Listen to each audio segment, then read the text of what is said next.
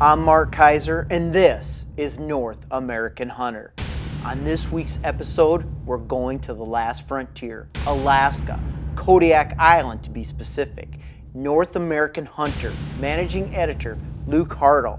He's not after those big brown bears, he's trying to avoid them while hunting for Sitka Blacktails. And when the blacktails don't cooperate, there's plenty of duck hunting. You're watching North American Hunter.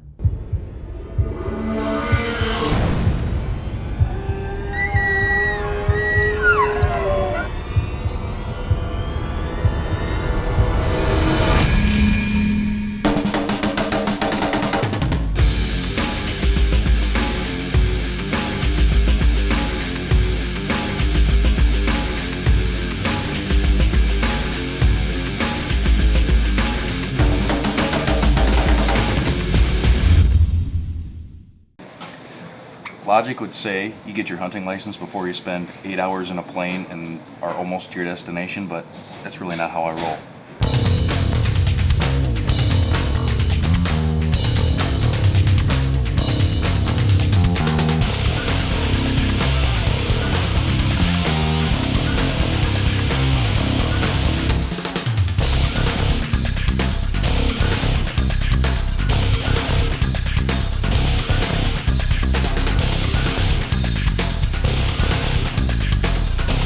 We just got word from our pilot, who is in Larsen Bay, supposed to be coming back to us to pick us up, to take us to Larsen Bay, saying that he is not leaving Larsen Bay. So day number one is not going to be day number one. Day number two is going to be day number one because we're headed back to a hotel for the night. So welcome to Kodiak. It's already day number 3 of this hunt, and I am absolutely chomping at the bit to get my hands on a blacktail. Unfortunately, we're still 50 air miles from where we need to be to hunt. We made it as far as Anchorage on the first day, got socked in by weather on Kodiak City the second day, and today, God willing, we're gonna head out to Larsen Bay.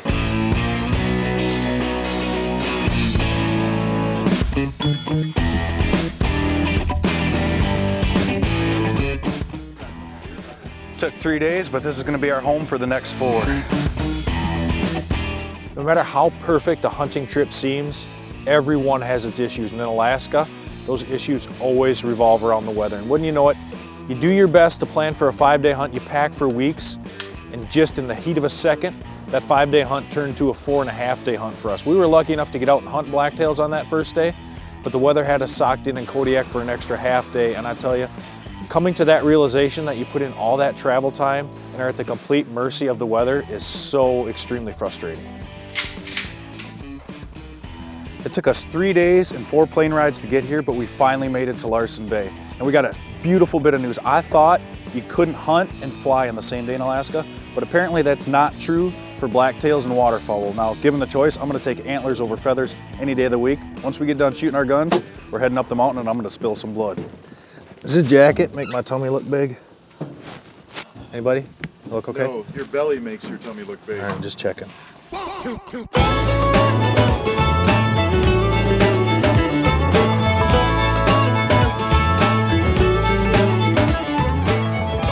We finally got dropped off for the first hunt of the trip, and I tell you, there's something about Alaska, for me anyway, that makes hunting extremely pure. Now, I love hunting managed whitetails, hunting big managed whitetails as much as the next guy, but there's something about hunting a deer that no one's ever likely seen before, a deer that hasn't seen people before. We have no idea where they are. We have really not a whole lot of idea what we're doing. And if you look around, there isn't a guide with us anywhere. It's all up to me to get this done. Let's go see if we can do it.